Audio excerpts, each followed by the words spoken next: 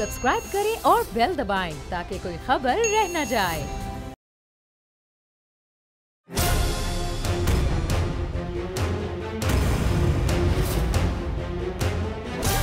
From the Islamabad studios of Bull Network, it's time for Jameel Farooqi on National Debate.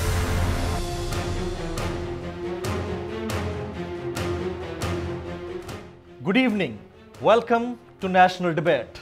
मार्का डस्का के नतायज गैर मुतवक्के या अनएक्सपेक्टेड नहीं है, क्योंकि इस सीट के ऊपर जीत हमेशा तकरीबन नून लीग की होती रही है और गुज़िश्ता 31 साल की डस्का की इंतखाबी तारीख को अगर देखा जाए तो उसमें ज़्यादा दफ़ा पाकिस्तान मुस्लिम लीग नवाज का कैंडिडेट, चाहे वो खातून हो या मर्द हो, वही जीतता रहा है।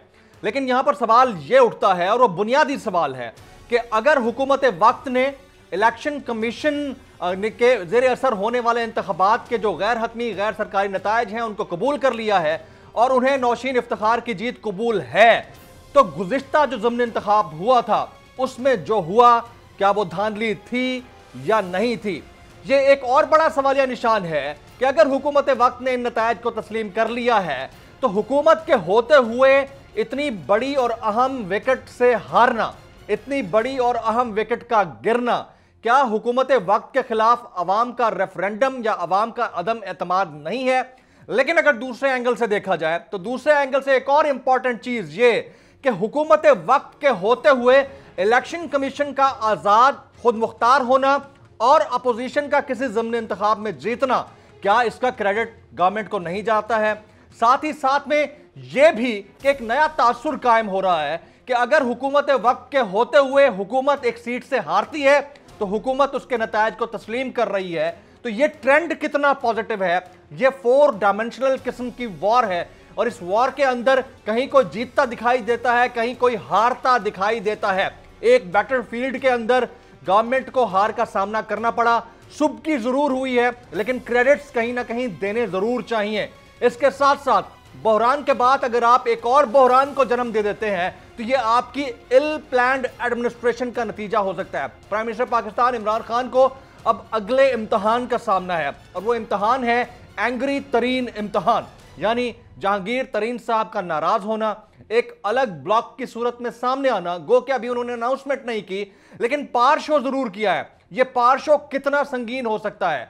शहजाद अकबर साहब गुज़िश्ता रोज हमारे शो पर थे, वो कह गए कि कोई फॉरवर्ड ब्लॉक नहीं बनने जा रहा है, किसी किस्म का कोई फॉरवर्ड ब्लॉक नहीं बनेगा। लेकिन अगर यह पावर शो हो रहा है तो क्यों हो रहा है? और हुकूमत के बहरान जन्म दे रही है तो क्यों जन्म दे रही है? ये वो तमाम सवालात हैं जिनके जवाब जानना जरूरी है।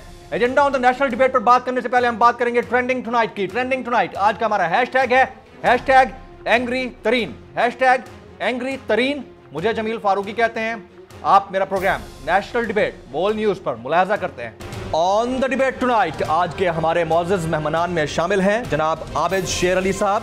आप लंदन में साबिक वज़ीर आज़म मियां नवाज शरीफ साहब के साथ होते हैं। आप साबिक वफाकी वज़ीर भी हैं और पाकिस्तान मुस्लिम लीग नवाज के सीनियर रहनुमा भी हैं। हमारे दूसरे अहम तरीन मौजूद मेहमान हैं हाजी गुलाम अहमद बिलौर साहब। आप सीनियर रहनुमा हैं अवामी नेशनल पार्टी के और अवामी नेशनल पार्टी में हाल ही में PDM से अलहदगी का ऐलान किया है, तो उनका टेक बहुत इंपॉर्टेंट है। और हमारे आखिरी मेहमान होंगे जनाब खुर्रम सुहेल खान लगारी साहब। आप रहनुमा है पाकिस्तान तहरीक इंसाफ है, लेकिन आप तरीन खान ग्रुप में हैं और आजकल हुकूमत से खासे नालान दिखाई देते हैं। पाकिस्तान मुस्लिम लीग नवाज के सीनियर रहनुमा और साबिक वफाकी वजीर जनाब आबिद शेर अली साहब इस वक्त लंदन से बराह रास्त हमारे साथ मौजूद हैं। आबिद शेर अली साहब, बहुत शुक्रिया आपके वक्त के लिए। सबसे पहले तो ये एक PDM की हाहाकार मची हुई थी कि PDM बहुत कुछ कर रही है और बीच में अचानक से एक JKT पावर शो शुरू हो गया जहांगीर खान तरीन साहब का। ये क्या सिलसिला चल निकला है सर? एक तरफ ठंड पड़ गई है, दूसरी तरफ विद इन द पार्टी एक डिवाइड नजर आ रही है। आबिद साहब देखिए जी, फरूकी साहब वो कहते हैं ना जी, जैसा करेंगे वैसा बनेंगे। तो ये उस पैराई में जो ये हमारे पे इल्ज़ामात लगाते थे, जो नवाज शरीफ साहब और अभी शहबाज शरीफ साहब हैं, हमजा शहबाज साहब हैं, मरियम नवाज साहिबा हैं, सारे ही हमारी पार्टी के जो बड़े जो लीडरान हैं, जी। उस सबको इन्होंने इंतकाम का निशाना बनाया, दुश्मनी का निशाना बनाया। तो ये तो इंक्वायरियाँ हुई हैं, और ये जो ये अगर 2 साल पहले जब इंक्वायरी हुई थी, जब जहांगीर तरीन साहब को इन्होंने एनआरओ देकर लंदन जाने दिया था, फिर एनआरओ देकर लंदन से वापस बुलवाया गया, तो ये सारा एक टोपी ड्रामा है, आंख मचोली है। और मैं समझता हूँ कि ये कुछ लोग, पीटीआई के लोगों को भी ये समझ आ गई है कि जो ये नाहल हुकूमत के वो पर्दे में डाल दिए गए हैं जोर जबरदस्ती के जरिए, तो अब वो जो उन्होंने छेद किया है अवाम की कश्ती के अंदर, जो महंगाई का एक तूफान है, फरूकी साहब मुझे हैरान है जी जी कि अब जो बिजली के बिल हैं, आप भी देखें, आप भी तनख्वाहदार आदमी हैं, अपने बच्चे होंगे, आप अपनी फैमिली को रन करते हैं। Absolutely sir. जब आप इस मरतबा आपको बिजली का बिल आएगा ना, तो आप अपने आप को जरा कमरे में बंद करके गरीब आदमी का बजट बनाइएगा कि उसी बजट में जब गरीब आदमी पर 400% बिजली महंगी करके, हमारे दौर में हमने स्लैब्स बनाए हुए थे 50, 100, 150, 200, दुनिया इधर की इधर हो जाती थी, हम ये 200 तक ये फी यूनिट 1 रुपया नहीं बढ़ने देते। तो आप अब वही बिजली जब 24 रुपये फी यूनिट लोगों को पड़ेगी, जो जिनको हम सब्सिडी देते थे गरीब आदमी को, जो एक मजदूर आदमी था, ये सब्सिडी देते हैं चोरों को, डाकुओं को, जिन्होंने अरबों का डाका मारा। खुसरो बख्तियार जिसने बीच के अंदर अरबों रुपए बनाए, उस वक्त जहांगीर तरीन इनके। अच्छा आबिद शेर अली साहब, I'll hold you here, क्योंकि मुझे आपके क्वेश्चन के अंदर से क्वेश्चन पूछना है, इसकी तरफ मैं बाद में आता हूं, मेरे पास टाइम है 20 मिनट का, लेकिन पूछना जरूरी है। आपने जहांगीर खान तरीन साहब के हवाले से कहा कि वो एनआरओ लेकर गए थे और अब जो कुछ हो रहा है, ये टोपी ड्रामा का लफ्ज आपने इस्तेमाल किया, यानी ड्रामा हो रहा है। तो ऐसा कुछ नहीं है कि जहांगीर खान तरीन साहब ने जो फॉरवर्ड ब्लॉक या 40 लोग इकट्ठे किए हुए हैं, ये है वाकईतन या फिर वाकई ड्रामा है? आपको ड्रामा लगता है? देखिए फरूकी साहब, आप भी माशाल्लाह साफ़ी हैं, बड़े ज़हीन आदमी हैं।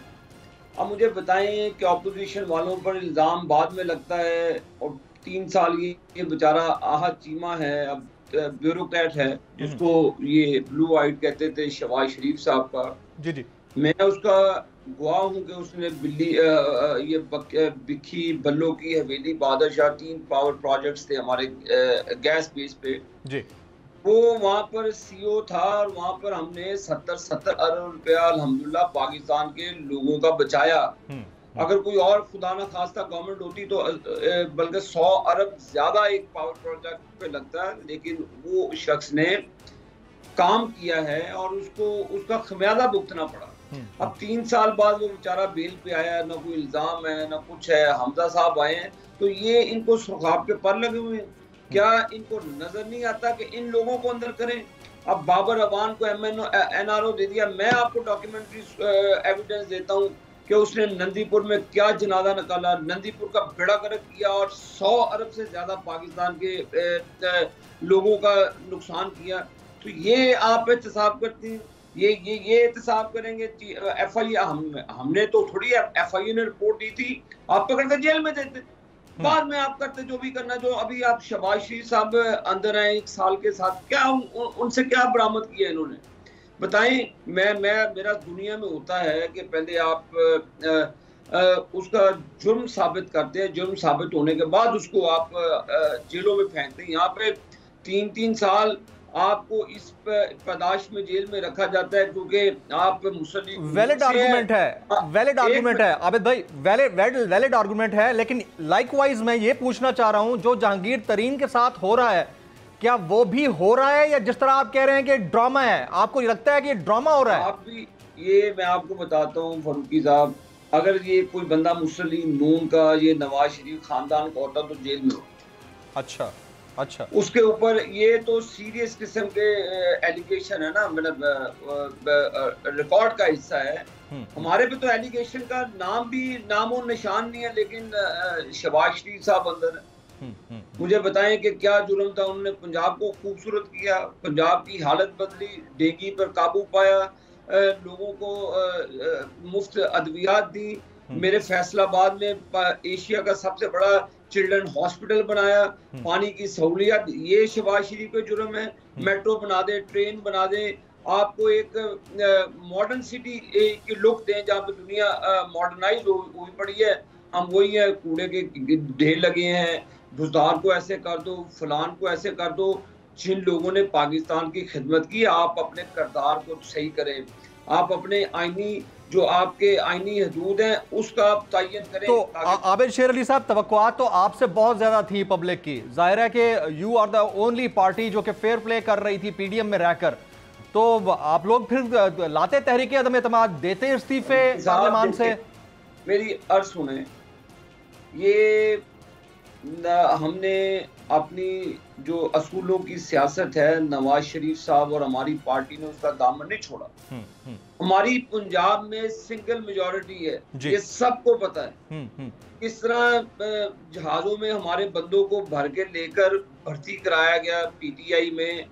अब वो भर्तियां, अब आपको पता ही है कि क्या हो रहा है, वो भर्तियों का मौसम फिर शुरू हो जाएगा। अच्छा, बात ये है कि अगर नकब लगानी हो तो हमारे पास तो बड़े तरीके थे। अल्हम्दुलिल्लाह हमारी पार्टी को इक़्तिदार में पंजाब में आने से कोई नहीं रोक सकता।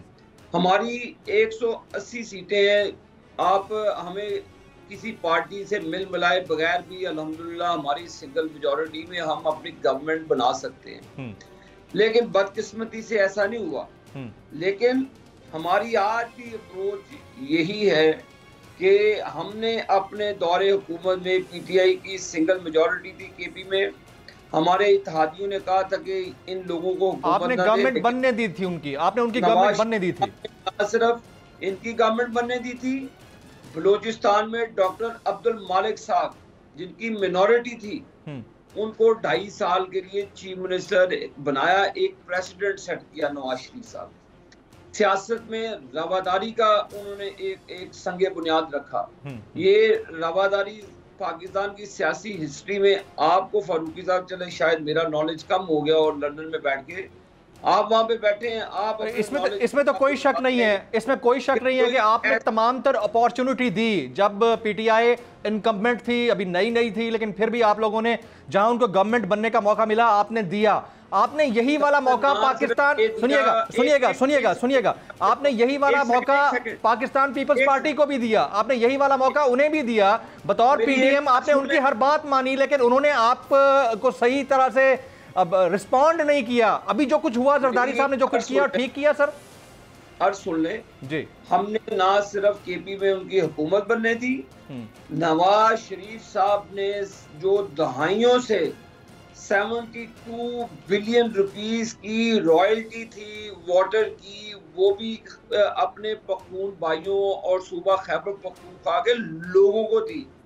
वो नवाज शरीफ साहब ने दी थी, जो ना पिछले ना मुशर्रफ की हुकूमत उसको रिजॉल्व कर सकी, ना पीपल्स पार्टी की हुकूमत उसको रिजॉल्व कर सकी। ये नून लीग की हुकूमत नवाज शरीफ साहब ने टेबल पे बिठाकर उनको 72 अरब रुपया दिया कि ये आपकी रॉयल्टी बनती नहीं बनती, वो एक अलग इशू है। एक बड़ेपन का उन्होंने सबूत दिया कि ये हुकूमत। लेकिन आपको पीपल्स पार्टी डॉज कर गई है ना सर, ये सवाल बनता है इस वक्त सिचुएशन में। जरदारी साहब आपको डॉज कर गए हैं। फारूकी साहब, आप हमको मुर्दे इल्जाम नहीं ठहरा सकते। पीडीएम का एक फैसला हुआ, मुस्लिम नून ने उसकी पासदारी की, उस फैसले के मुताबिक हमने यूसुफ रजा गिलानी साहब को सेनेटर मुंतखब करवाया और प्रपोज किया पीडीएम की मीटिंग में यूसुफ रजा गिलानी साहब का नाम मोहम्मद नवाज शरीफ साहब। ये यूसुफ रजा गिलानी साहब का जो चेयरमैन सेनेट के लिए नामजदगी हुई है, वो उसकी नामजदगी मियां नवाज शरीफ साहब ने प्रपोज की थी। अब आप बैठकर एक एग्रीमेंट करते हैं कि पीडीएम का ये फार्मूला है, इस फार्मूले के तहत आगे जाया जाएगा। जेयूआई को डेप्टी चेयरमैनशिप दी गई सेनेट में, यूसुफ रजा गिलानी साहब को पीपल्स पार्टी की तरफ से पीडीएम के कैंडिडेट थे। मैं अर्ज कर रहा हूँ, ये पीपल्स पार्टी के कैंडिडेट नहीं थे यूसर रजा गिलानी साहब, ठीक है, गफूर हैदरी साहब JUI के कैंडिडेट नहीं थे, और आदम तारड़ साहब हमारे जो लीडर ऑफ द ऑपोजिशन हैं वो PMLN के कैंडिडेट नहीं थे। वो तीनों लीडर ऑफ द अपोजिशन नहीं है। आबिद शेर अली साहब, in fair thing leader of the opposition नहीं है। यूसुफ रजा गिलानी साहब को leader of the opposition declare किया गया है, यही तो अलमिया है। यही तो मैं सवाल कर रहा हूं आपसे कि आप लोगों के साथ डॉज किया गया है। ये सवाल आप पाकिस्तान पीपल्स पार्टी से करें। अगर तो पाकिस्तान मुस्लिम लीग नून और बशमूल दूसरी 8 जमातों ने कोई वायलेशन की है तो उसका जवाब दे आबिद शेर अली जरूर है अपनी पार्टी की तरफ से। अगर हमारी तरफ से कोई वायलेशन हुई, हमने कोई नहीं, आपकी तरफ से वायलेशन नहीं हुई, लेकिन आपके साथ किए हुए एग्रीमेंट की वायलेशन एक और पार्टी कर जाती है, अपना बंदा नॉमिनेट करवा जाती है और मुकर्रर करवा जाती है लीडर ऑफ द अपोजिशन। तो फिर जवाब आपसे भी बनता है कि आप बताएं कि आप इस चीज से राजी हैं या नाराज हैं। आबिद साहब, ऐसा ही हुआ जैसे संजरानी साहब को हमारे 56 वोट थे तो उनको मुंतखब करवा लिया गया था। ये कौन सी कोई अनहोनी सी चीज है, ये होना था, हो गया। हमारे सेनेट में PDM के ऑपोजिशन लीडर आदम तारड़ साहब हैं, और आप गिलानी साहब को ऑपोजिशन लीडर नहीं मानते सेनेट में? नहीं, PDM के जो ऑपोजिशन लीडर हैं वो आदम तारड़ साहब हैं, और आदम तारड़ साहब ही ऑपोजिशन जमातों की नुमाइंदगी करते हैं। आप सादिक संजरानी साहब को चेयरमैन सेनेट मानते हैं? आबिद शेर अली साहब, सादिक संजरानी साहब को चेयरमैन सेनेट मानते हैं? ये इलेक्शन हुई थी, इलेक्शन होने के बाद ये कोर्ट के अंदर केस है। कोर्ट जब फैसला करेगी फारूकी साहब, उसके बाद मैं तबसरा करूंगा। हमारे 49 PDM के वोट थे, हुकूमती जमात के 48 वोट थे। आप ये देखें तो इसमें तो PTI भी हार गई है। PTI का तो कैंडिडेट ही कोई नहीं, PTI के सेनेटर मौजूद हैं लेकिन PTI का चेयरमैन कोई नहीं है। आप भी मुस्कुरा रहे हैं, दिल के अंदर कोई बात नहीं। मुस्कुराने से काफी परेशानियां दूर हो जाती हैं, मुस्कुरा लिया करें। अच्छा, मुझे ये बताया ना, फिर ANP छोड़ गई है PDM को, और PDM के ऊपर लोगों की तवक्कुआत थी, बिकॉज अपोजिशन की तरफ नजरें होती हैं ना पब्लिक की कि अगर उनको महंगाई में मसला हो रहा है, उनको बेरोजगारी में मसला हो रहा है तो अपोजिशन की तरफ देखते हैं। ANP आपको छोड़ गई, पीपल्स पार्टी आपके साथ डॉज कर गई, बाकी रह गई JUI और PMLN, और मरियम नवाज शरीफ साहिबा भी इन दिनों खामोश हैं उनकी तबीयत की वजह से या जो भी मामला है। तो पब्लिक जो आपकी तरफ नजरें रखकर बैठी हुई थी वो करे तो क्या करे? आबिद शेर अली साहब, मेरे भाई, हमारी अप्रोच भी वही है, हमारा मिशन भी वही है जो पाकिस्तान की आवाम इस वक्त आटा, चीनी, बेरोजगारी, महंगाई, बिजली की महंगाई, आटे की, मुर्गी हमारे दौर में 150 रुपए की थी, अब माशाल्लाह सुना 550 रुपए की हो गई है। ना गरीब अपनी बच्चियों की शादी कर पाएंगे, कुछ भी नहीं होगा। दालें 300 रुपए के 400 रुपए किलो तक हो गई हैं। गरीब आदमी अब पानी के अंदर रोटी डुबो के खाएगा, ये हाल हो गया पाकिस्तान का। हमारा मिशन यही है मेरे भाई कि आइन की हुक्मरानी हो, वोट की इज्जत एहतराम हो, तमाम अदारों की सैंक्टिटी का एहतराम हो, ताकि पाकिस्तान को आगे लेकर जाया जाए। अगर आप पाकिस्तान को पीछे की तरफ धकेलेंगे, पार्टीज के लीडरान को अब जिन्होंने पाकिस्तान की खिदमत की उनको आप जलावतन करने पर मजबूर होंगे, उनके खानदानों को आप इंतकाम का निशाना बनाएंगे, तो ऐसे चीजें और गाड़ी आगे नहीं चलती। अच्छा, चेयरमैन सेनेट साहब के हवाले से आप लोगों ने प्रपोज किया है कि उनके खिलाफ तहरीके अदम एतमाद लाई जाए, ये प्रपोजल आपकी तरफ से है। आपको लगता है कि पीपल्स पार्टी इसमें आपका साथ देगी?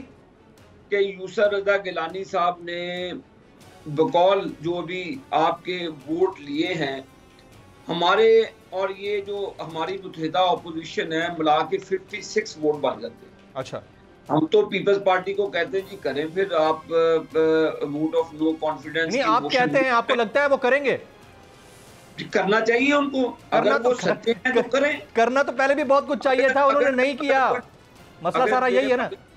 अगर कोई डील फील नहीं हुई, अगर कोई मामला सेट नहीं हुए तो करें। अच्छा, कुछ लोगों में यह तासुर भी पाया जाता है कि मरियम नवाज शरीफ साहिबा इन दिनों जो खामोश हैं वो किसी पसे पर्दा सेटलमेंट की वजह से खामोश हैं। आप इसको नेगेट करेंगे, इसकी तस्दीक करेंगे? मुझे दुख होता है जब उनकी वालदा बीमार हुई, आप लोगों ने टीवी पे इतनी तशहीर की कि जैसे झूठ बोला जा रहा है।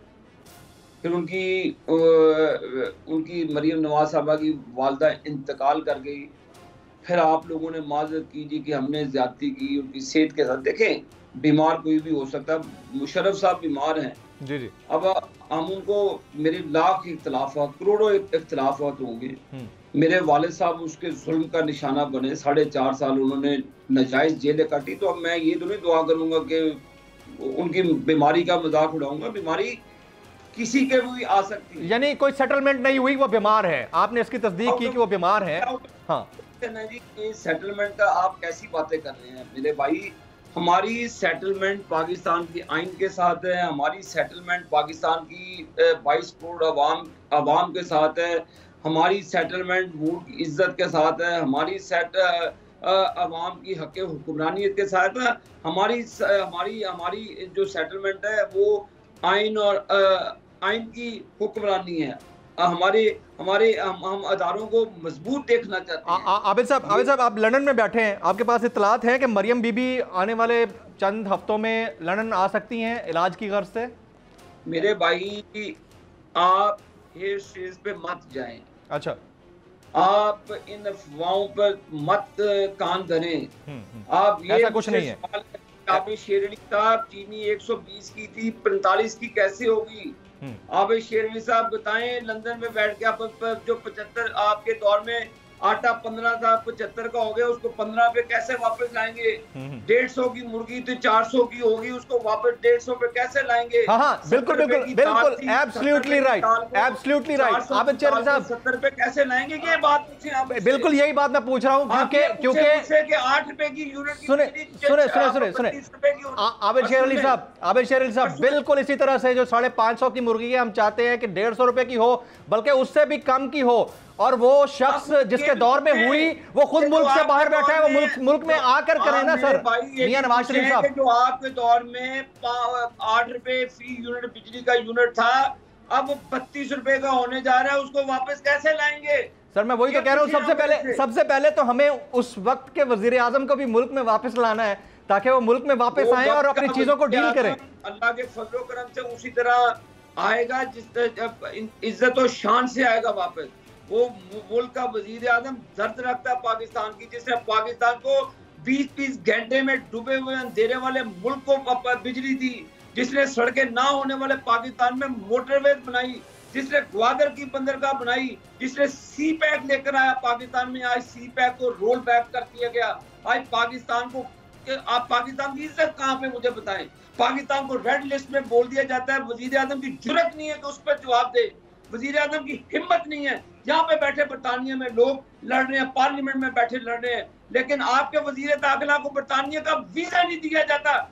डूब मरने का मुकाम है इन लोगों के लिए। इन लोगों को डूब कर मर जाना चाहिए कि इन्होंने पाकिस्तान को आज किस नहज पर पहुंचा दिया है, जहाँ पे गरीब रोटी के लिए तरस रहा है। आप मुझे बताएं कि किसके पास रोटी है खाने के लिए? जब बिजली का बिल आएगा मेरे भाई, मैं आपसे चाहूंगा कि आप 15-20 दिन के बाद मेरे साथ प्रोग्राम करें। जब लोगों को बिजली के बिल आएंगे, लोगों का हाथ होगा, इनका गिरबान होगा। बल्कि इस पर तो आबिद शेर अली साहब, इस पर तो आपकी एक्सपर्ट ओपिनियन मैं लूंगा, क्योंकि आपके पास वजारत ही बिजली से रिलेटेड थी। मैं 15-20 दिन बाद जरूर आपके साथ इसके ऊपर शो करूंगा। बस एक फाइनल कॉमेंट कर दीजिएगा, साबिक वजीर आजम पाकिस्तान मियां नवाज शरीफ साहब कब तक पाकिस्तान वापस आ सकते हैं? क्योंकि पब्लिक की तवक्कुआत तो जाहिर है एक फेयर और रिएक्टिव रिस्पॉन्सिव अपोजिशन से हैं, और वो आप लोग कर रहे हैं, तो ये बताएं कि कब तक वापस आएंगे? नवाज शरीफ साहब इंशाअल्लाह ताला, ये भी कोविड की रिस्ट्रिक्शंस खत्म हो रही हैं, और वो अपने जो डॉक्टर्स हैं उनके साथ जो फाइनल उनकी ट्रीटमेंट चल रही है, तो इंशाल्लाह ताला वो पाकिस्तान आ जाएंगे, फिल फॉर पाकिस्तान आ जाएंगे। मैं अंडर ओथ हूँ कि वो एक मिनट नहीं इस मुल्क में रुकना चाहते। वो पाकिस्तान के लिए दर्द रखते हैं, पाकिस्तान के लिए तड़पते हैं, और इंशाल्लाह ताला वो बहुत जल्द आपके दरमियान होंगे और पाकिस्तान की इस तहरीक को वो लीड करेंगे। हुकूमत अपने 5 साल पूरे कर लेगी ये वाली? आबिद शेर अली साहब, मैं इमरान खान साहब की हुकूमत की बात कर रहा हूँ कि आपने ये हाल करवा दिया 2.5-3 साल में तो इन्ना लिल्लाह व इन्ना इलैहि राजिऊन, मैं यही कह सकता हूँ। एब्सोल्युटली राइट जनाब। आबिद शेर अली साहब की वज़ीर और आप पाकिस्तान मुस्लिम लीग नवाज़ का फेस हैं, बहुत क्लोज होते हैं मियां नवाज शरीफ साहब के साथ, इस वक्त लंदन में मौजूद हैं और उन्होंने एक्सक्लूसिवली हमारे साथ इस नशिस्त के लिए वक्त निकाला। इस वक्त भी वो नवाज शरीफ साहब के साथ ही मौजूद थे। आबिद शेर साहब आपने वक्त निकाला, आपका बहुत बहुत शुक्रिया। ख्वातीन हज़रात एक ब्रेक के बाद जब वापस आएंगे तो मज़ीद गेस्ट होंगे हमारे साथ। आप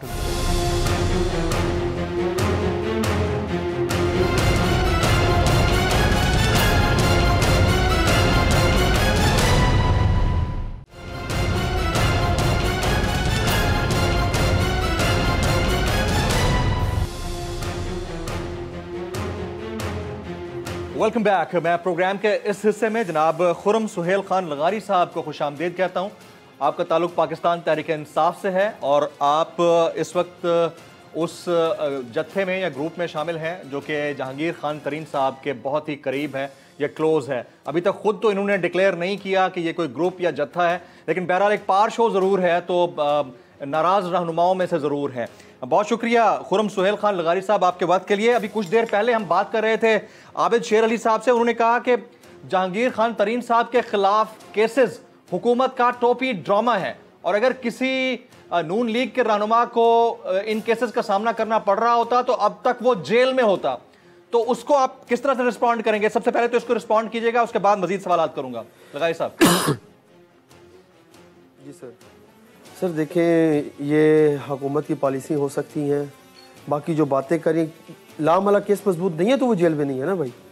केस मजबूत होता तो वो जेल में होते। बेल उनकी कैसे होती? बेल तो अभी हुई भी नहीं, अल्हम्दुलिल्लाह इंशाल्लाह जल्दी बेल हो जाएगी उनकी।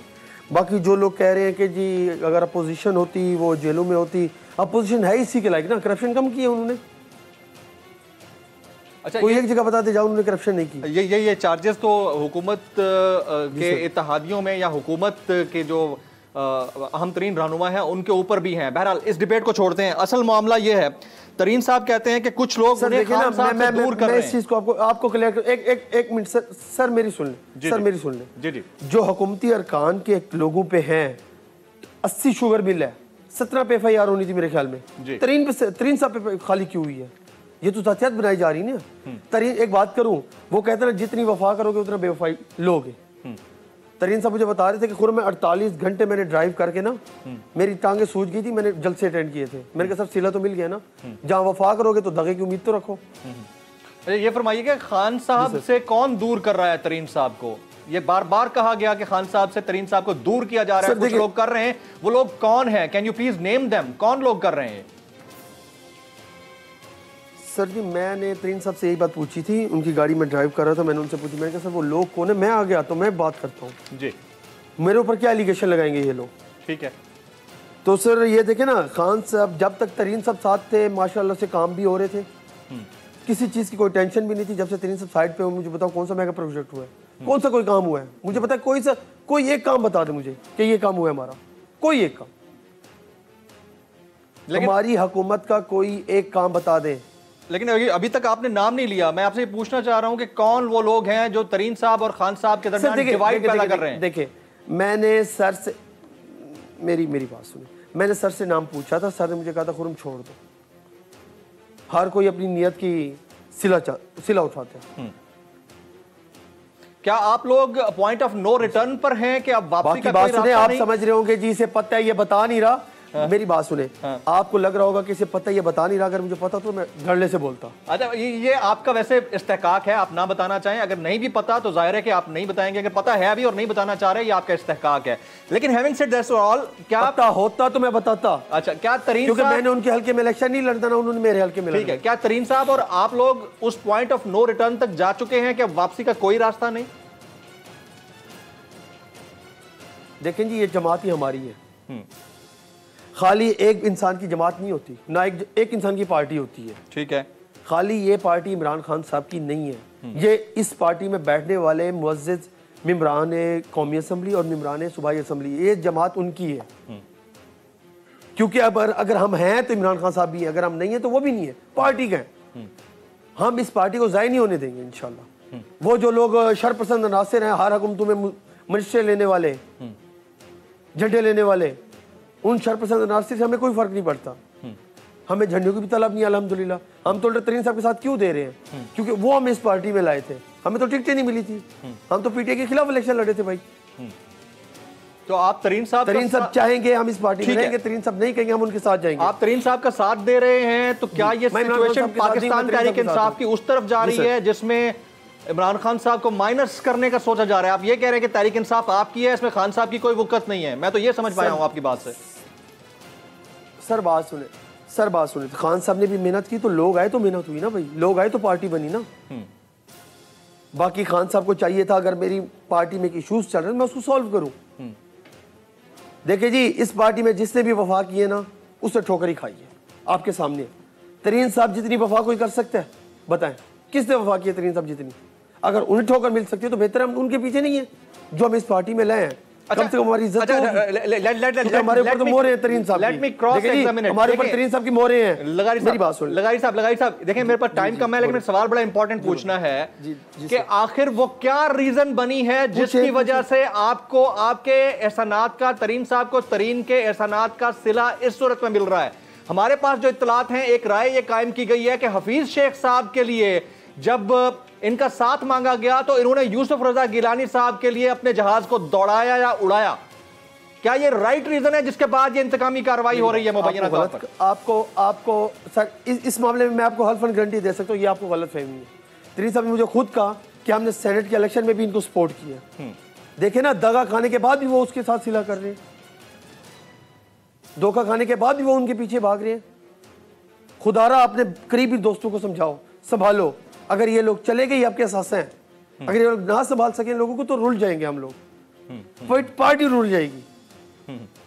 अगर तरीन साहब जैसे जो खुद करने वाले हैं, मैंने तरीन साहब कहा, मैंने कहा सर क्यों भागे हैं? कहते हैं यार मेरा दोस्त है, मैं दोस्त के पीछे क्यों ना भागूं?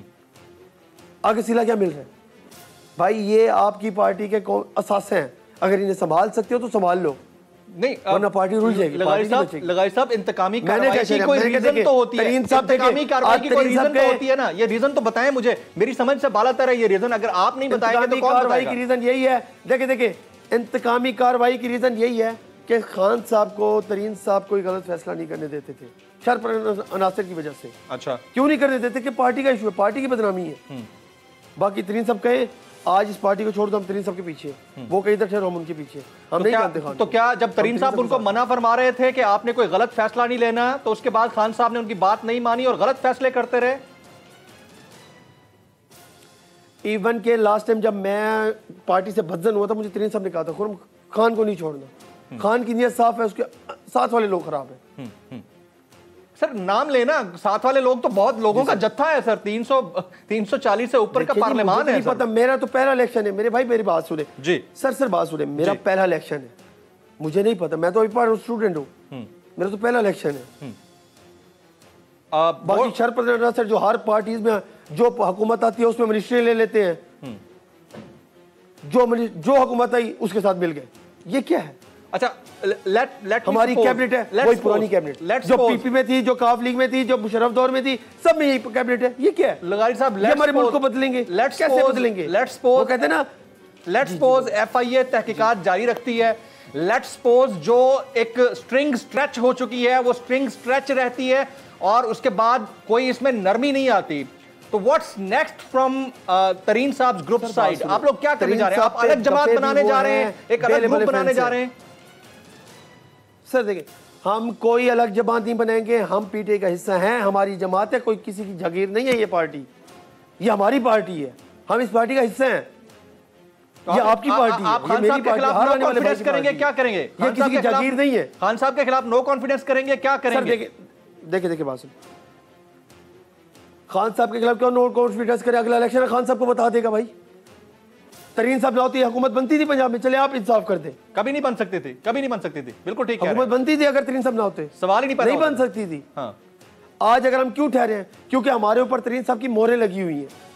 अगर तरीन साहब हैं तो हमारी इज्जत है, अगर तरीन साहब नहीं है तो हमारी इज्जत है। बेहतर हम तरीन साहब के साथ क्यों ना जाए? अच्छा, अब इज्जत होगी हमारी। जितने एमएनएज और एमपीएस तरीन साहब के साथ खड़े हैं और आपके इशाइये में साथ बैठे थे, अगर तरीन साहब आज कहते हैं कि आप सब के सब असेंबलियों से इस्तीफा दे देंगे, आप लोग दे देंगे जो अरकान है? सर हम देने को रेडी है, हम शरेआम कह रहे हैं, हम आज तरीन साहब को इस्तीफा देने को रेडी है। तरीन साहब को जमा करा देते। और बताएं क्या बहुत बड़ी बात कर दी है आपने। एक आखिरी सवाल, एक ब्रेकिंग न्यूज मुझे दे गए कि आप आज मैं बहुत बड़ी बात करूंगा, फिर तो गवर्नमेंट नहीं बचती ना, फिर तो मेरी बात सुने, फिर तो गवर्नमेंट नहीं बचती। जिस इंसान की पार्टी में इतनी मेहनत हो, उस इंसान को जलील किया जाए तो सर हम नस्ली लोग हैं, हम नस्ली लोग हैं। एक आखिरी सवाल लगारी साहब, एक आखिरी सवाल, क्योंकि आप ग्राउंड रियलिटीज और पॉलिटिक्स डीजी खान की समझते हैं। एक आखिरी सवाल है, क्या वोट ऑफ कॉन्फिडेंस लेने में जो खान साहब ने अभी सेनेट के मार्के के बाद वोट ऑफ कॉन्फिडेंस लिया था, उसमें तरीन साहब ने कोई मेजर रोल प्ले किया है या नहीं किया? क्योंकि शहजाद अकबर साहब मेरे शो में कह गए कि उनका कोई किरदार नहीं था। तरीन साहब का काफी रोल है। अच्छा, आपको पता है कि अगर पंजाब में 23 अरकान तरीन साहब ला सकते हैं, तरीन साहब तो वफाक में भी है, वफाक में सर फुल सपोर्ट की है, लेकिन पीठ पीछे की है। वो कहते हैं ना, दोस्त की ना कमर पहचानो, ना कि उसे बता के कोई काम करो। तरीन साहब वो इंसान है। एब्सोल्युटली राइट जनाब।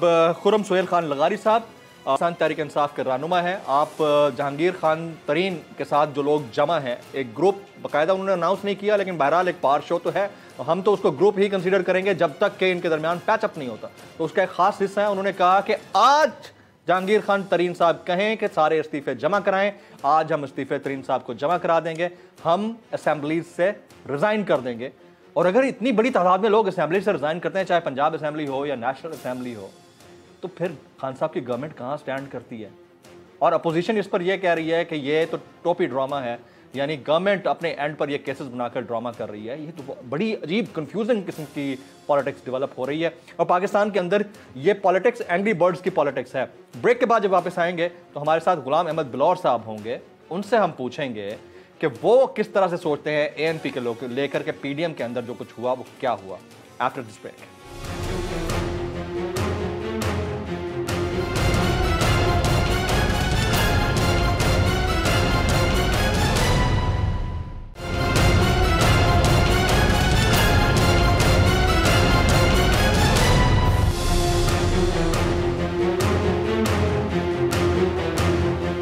Welcome back. Awami National Party के सीनियर रहनुमा साबिक वफाकी वजीर गुलाम अहमद बिलौर साहब को ऑल द वे वेलकम कहूँगा। बहुत शुक्रिया बिलौर साहब आपके वक्त के लिए। सबसे पहले तो ये फरमाइए कि अवामी नेशनल पार्टी ने पाकिस्तान डेमोक्रेटिक मूवमेंट का प्लेटफॉर्म छोड़ने का फैसला क्यों किया, रीज़न क्या बनी है बेसिक? बिस्मिल्लाहिर्रहमानिर्रहीम। बेटा बात यह कि हम पुरानी 100 साल पुरानी पार्टी है, अंग्रेज़ के वक्त से लेके आज तक हम 8 डिक्टेटर हर उसके साथ हम लड़ते रहे हैं, हमने जेलें काटी, तकलीफ़ें उठाई।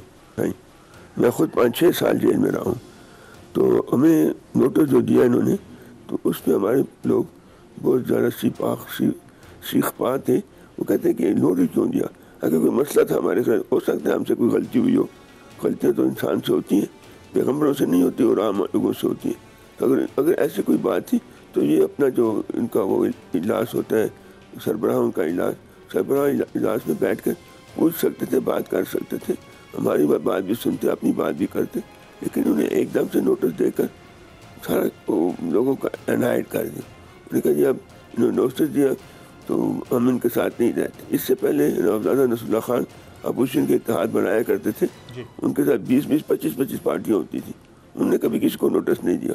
तो ये ऐप से इन्होंने नोटिस दिया, तो इस पर हमारे लोग एनाइट थे। उन्होंने कहा कि उन्होंने नोटिस दिया तब हम इनके साथ मजीद नहीं चल सकते।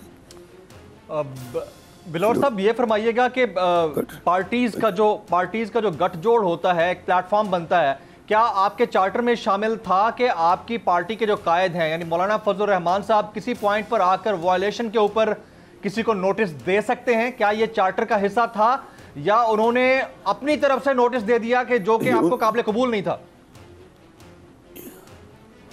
उनसे पूछें ये बात ना, ऐसी कोई बात नहीं है, किसी को नोटिस देने का मसला ही नहीं था। आप हो सकता है हमसे कोई गलती हुई हो तो आप बुलाएं, अपना सरबराह इजलास बुलाकर उसमें बात करें। आप अपने जो इल्ज़ाम आपके हम पे लगाए, आप हम उसका जवाब देंगे। तो उन्होंने ऐसा नहीं किया ना, तो वो इस वजह से हम लोग अलग हो गए कि आपने हमारी बेइज्जती की है, बस इतनी सी बात थी। पाकिस्तान डेमोक्रेटिक मूवमेंट की जो बाकी दो बड़ी जमातें हैं, जिसमें एक पाकिस्तान पीपल्स पार्टी है जिसके साथ आप इस वक्त खड़े हुए दिखाई देते हैं, दूसरी JUI और PMLN है। तो JUI और PMLN आपको लगता है कि जिन मकासद के लिए PDM बनी थी उस पर कारबंद होकर काम कर रही है या नहीं कर रही है? बिलौर साहब। नहीं, वो तो काम कर रहे हैं, हम भी उनके साथ काम कर रहे थे जिस मकसद के लिए बनाए। हम तो मकसद ये था कि मौजूदा सिलेक्टेड लोगों को हटाएं और जो सिलेक्ट करने वाले लोग हैं उनके खिलाफ भी बात चल रही थी। तो हम जो सिलेक्टेड गवर्नमेंट थी हम इसके खिलाफ थे। और क्यों खिलाफ थे? हमारी उनके साथ दुश्मनी नहीं है। जिस तरह से महंगाई हुई, जिस तरह बेरोज़गारी हुई, जिस तरह से दहशतगर्दी, लाकानूनियत है, और जिस तरह से ये अपना माशी हालात हैं जो बेरोज़गारी के, महंगाई के, तो उसके लिए हमने गुर्बत जैसे बढ़ गई मुल्क में, तो इसकी वजह से हम लोगों ने उसके खिलाफ उनके खिलाफ हुए। वरना हमारी कोई ज़ाती दुश्मनी तो किसी के साथ नहीं थी, न PTM से साथ भी ज़ाती दुश्मनी नहीं थी। आपके अमायदीन ने जो प्रेस कॉन्फ्रेंस की जिसमें अमीर हैदर खान होती साहब भी शामिल थे, मियां इफ्तिखार हुसैन साहब भी शामिल थे, अमल वली खान भी शामिल थे, इन्होंने जब प्रेस कॉन्फ्रेंस की तो इन्होंने कहा है कि PDM की जो बाकी बड़ी जमातें हैं उनका एजेंडा अपनी ज़ात का एजेंडा है, अवाम के लिए वो नहीं लड़ना चाह रहे, इसलिए हम स्टेप बैक कर रहे हैं। तो आप तो अभी कह रहे हैं कि नहीं वो काम कर रहे हैं, तो ये तो फिर दो मुख्तलिफ बातें नहीं हो गई हैं बिलौर साहब? नहीं बेटा, मैं तो उनकी प्रेस कॉन्फ्रेंस में नहीं था, ये बात आप उनसे पूछे ना। मैं तो ये समझता हूँ कि काम तो हो रहा था, सब मिलकर कर रहे थे, मिलकर काम कर रहे थे, और उसमें उन्होंने हमें नोटिस दिया है। मैं तो समझता हूँ कि नोटिस की वजह से सारा काम हुआ। यानी आपकी नजर में नोटिस नहीं देना चाहिए। आपकी नजर में ये जाती मफादात की सियासत नहीं है, अभी भी PDM अपनी जगह पर कायम है, मौजूद है, आपको ऐसा लगता है? नहीं, मैं ये नहीं कहता कि जाती मफादात की, इसमें जाती मसला नहीं होता। जब सियासी लोग इकट्ठे होते हैं तो ज़ात के लिए नहीं होते, वो तो हमेशा एक मकसद के लिए होते हैं। हम तो एक मकसद के लिए इकट्ठे हुए थे, हम उस मकसद पे खड़े थे, लेकिन उन्होंने हमें नोटिस देकर अनाइट कर दिया। आपको कैसा लगता है जब पाकिस्तान पीपल्स पार्टी के एक कैंडिडेट को, जब वो चेयरमैन सेनेट की नशिस्त के लिए खड़े हुए और उससे पहले सेनेट इंतखाबात के लिए एक मुश्तरका कैंडिडेट के तौर पर खड़े हुए थे यूसुफ रज़ा गिलानी साहब, और उसके बाद उन्हीं को ही PMLN और JUI के लोग सिलेक्टेड का दर्जा देते रहे, तो आपको कैसा लग रहा था ये? कोई भी काम हो तो उसमें ये जो तरीके से किया जाए, सब मिलकर करें तो वो ठीक होता है।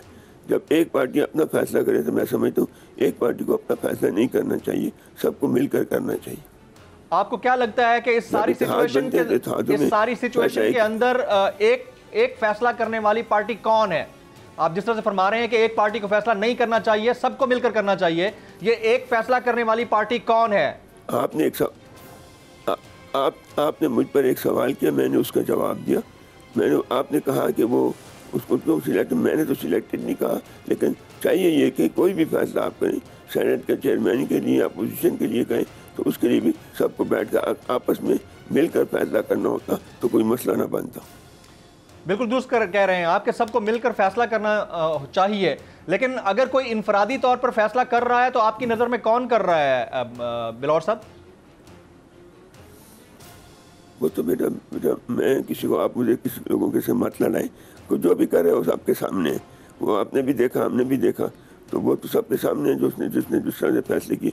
हम ये कहते हैं कि कोई भी फैसला हो तो मुस्तरिक का हो, मुतफिक का हो, तो वो ज़्यादा बेहतर होता है। और हम तो इस वक्त एक ऐसे फील्ड में खड़े थे जहाँ हुकूमत के ख़िलाफ़ थे। जब हुकूमत के ख़िलाफ़ हो तो फिर तो अपने सबको मिलकर फैसले करने चाहिए। आपको लगता है कि अवामी नेशनल पार्टी के PDM का प्लेटफॉर्म छोड़ने से PDM की बाकी जमातों को फ़र्क पड़ेगा बिलौर साहब? ज़रूर, तो कमज़ोरी तो आती है, क्योंकि ANP भी है जो उसकी भी एक थोड़ी सी, बहुत बड़ी पार्टी तो नहीं, छोटी सी पार्टी है, लेकिन इसका एक अपना फील्ड वर्क भी है और इनका एक वो क्या कहते हैं, थोड़ी बहुत अपनी पोजीशन भी है, फील्ड में काम कर सकते हैं। पोजीशन अच्छी है, बुरी नहीं है। अगर तो हमारे पास सीटें नहीं है, एक सीट है कौमी असम्बली की, वो भी इसलिए कि हमें रोका गया।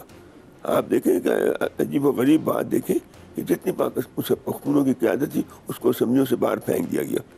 बस पंजार खान वली नहीं जाएंगे, अपना शेरपाव खान असम्बली में नहीं जाएंगे, महमूद खान चौधरी नहीं जाएंगे, मौलाना असम्बली में नहीं जाएंगे, साजिद हक नहीं जाएंगे, हाजी बिलौर नहीं जाएंगे। इन लोगों को असम्बली में नहीं जाना। एक नवाज शरीफ के बाद जो उनको सजा दी, बाकी सब लोगों को, पंजाब वालों को छोड़ दिया कि असम्बली में, पुख्तूनों को असम्बली में जाने की इजाज़त नहीं। ये जो सिलेक्टेड थे ना, उन्होंने ये सिलेक्शन की। आपके ख्याल में मियां नवाज शरीफ साहब को पाकिस्तान के अंदर आकर इस मूवमेंट को लीड करना चाहिए था, आप ये कहना चाह रहे हैं? आपकी बात से जो मैं समझ पा रहा हूँ। नहीं, आप इसको इस तरह से न कहें जिस तरह मैं कह रहा हूँ। आप अपनी तरफ से जो बात कहें मेरी तरफ से ये नहीं। मैं तो नहीं कि मैं तो कहता हूँ वो बाहर बैठ के जो कर रहे हैं वो सबसे बेहतर है। अंदर आएगा तो शायद उसको जीने भी ना दिया जाए, उसको मार दिया जाएगा। मुझे तो ये भी शक है। वो बाहर बैठे हैं और उनकी बेटी मरियम जो कुछ कर रही है, मेरा ख्याल बहुत जवानों से और बहुत बड़े बड़े लोगों से वो बेहतर तरीके से कारकर्दगी कर रही है। मियां नवाज शरीफ साहब से मुतालिक आप कह रहे हैं कि अगर वो पाकिस्तान आते हैं तो उन्हें मार दिया जाएगा। क्यों मार दिया जाएगा सर? इसकी क्या वजह है? वो अदालतों को फेस करें तो ज्यादा बेहतर नहीं है? अदालतों को फेस करें आकर। नहीं, अदालत को तो उसने फेस किया, उसको तो सजा दे दी ना आपने उनको उसको तो सजा दी हुई है ना। वो तो अदालत में गए, उसको आपने सजा दे दी और बेगुनाही पे सजा दी। ऐसी सजा दी है जिसमें उसका सजा का हक नहीं था, उसको आपने दे दी। लेकिन जो आपके यहाँ हमारी हुकूमत के जो फॉरेन फंडिंग केस है वो अभी तक इलेक्शन कमीशन में पेश भी नहीं होते। 3 साल गुजरने वाले हैं और उस फॉरेन फंडिंग केस वहीं का वहीं पड़ा हुआ है कि अगर वो निकल आए तो फिर हो सकता है किस को सजा हो। ये तो बड़ा अजीब गरीब है ना, हमारे मुल्कों में तो यही होता है। इससे पहले भी होता रहा, हमारे साथ भी यही होता रहा है।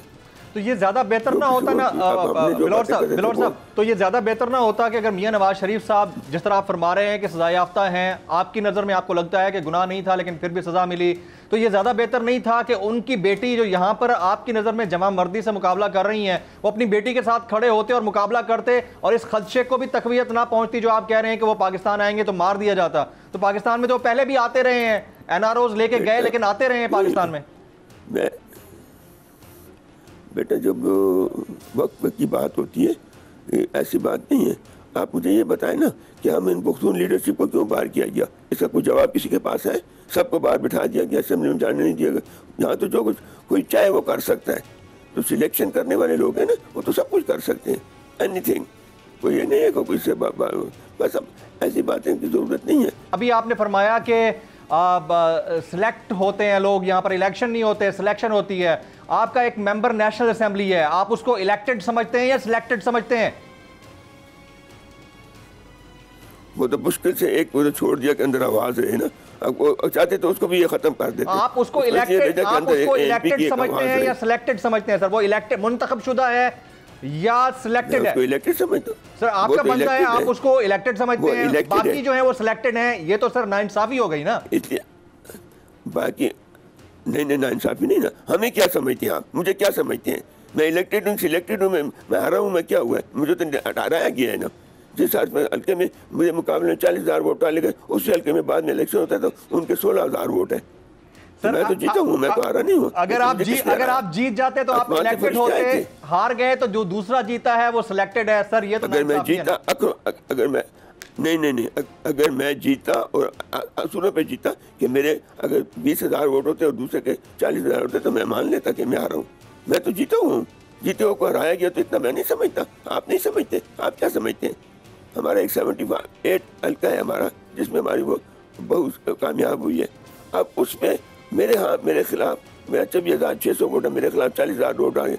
वो मेरा भतीजा शहीद हो गया था, शहीद कर दिया गया था, तो उसको उसके बेटे बीवी को हमने खड़ा किया। तो बाद में इलेक्शन होता है, जब उसमें और लोग नहीं, जो फरिश्ते नहीं थे, तो उसमें वो मेरी बच्ची जो है वो मुझसे कम वोट लेके जीती है। बहुत शुक्रिया। गुलाम अहमद बलोच साहब हमारे साथ मौजूद रहे। गुलाम अहमद बलोच साहब ने आज की इस डिस्कशन में इंतहाई अहम बात कर दी है। उन्होंने कहा कि मियां नवाज शरीफ साहब अगर पाकिस्तान आते हैं तो पाकिस्तान में उनका बच पाना आसान नहीं होगा। उन्हें खुले अल्फाज में ये कहा है कि उनको मार दिया जाएगा। ये बहुत बड़ी उनकी स्टेटमेंट है। इस स्टेटमेंट को वो ऑन कर रहे हैं तो ये एक डेवलपमेंट भी है। लेकिन साथ साथ उन्होंने ये भी कहा कि PDM के प्लेटफॉर्म से अलग होने से शायद PDM को उतना फ़र्क ना पड़े। आज की इस नशिस्त में हमने अब एंग्री बर्ड्स से बात की है, यानी वो तमाम एंग्री लोग जो पार्टी से नाराज़ हुए फिर रहे हैं और उसके क्या असरात हो सकते हैं आने वाले दिनों में पाकिस्तान की पॉलिटिक्स के ऊपर। इसका फैसला रमज़ान के बाद डेवलपिंग पॉलिटिक्स के अंदर हो जाएगा। आज के प्रोग्राम से जमील फारूकी को इजाज़त दीजिए।